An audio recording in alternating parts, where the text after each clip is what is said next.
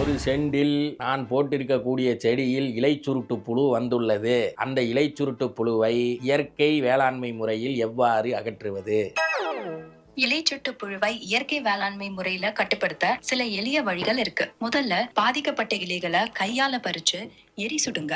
அப்புறம் வேப்பெண்ணெய் கரைசல் 5 milli வேப்பெண்ணெய்ல 1 litre தண்ணீர்ல கலஞ்சு ஸ்ப்ரே பண்ணுங்க. வாரம் ஒரு முறை துளசி போட்டு வைங்க. இத புழுக்களை இயற்கையா கட்டுப்படுத்தும்.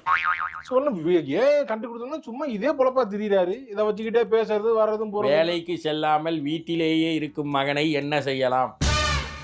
வீட்டிலேயே இருக்கும் மகனை ஆக்கப்பூர்வமா ஈடுபடுத்த சில யோசனைகள் இருக்கு. அவனோட ஆர்வத்தை பொறுத்து வீட்டு வேலைகள்ல சமையல், தோட்ட வேலைகள் இல்ல ஆன்லைன்ல புது ஸ்கில் கத்துக்க ஊக்கப்படுத்துங்க. டேய், தோட்ட வேலை பண்றதுக்கு வாடா என் கூட. இல்ல தோட்ட வேலைக்கு காட்டுல இருக்குடா, வாடா. சும்மா இருங்க பாரு. உள்ள போடா. என்ன டேய், அந்த வேப்பெண்ணெய் எடுத்து இந்த குரோக்கு சொன்ன மாதிரி உட்காந்து கலக்க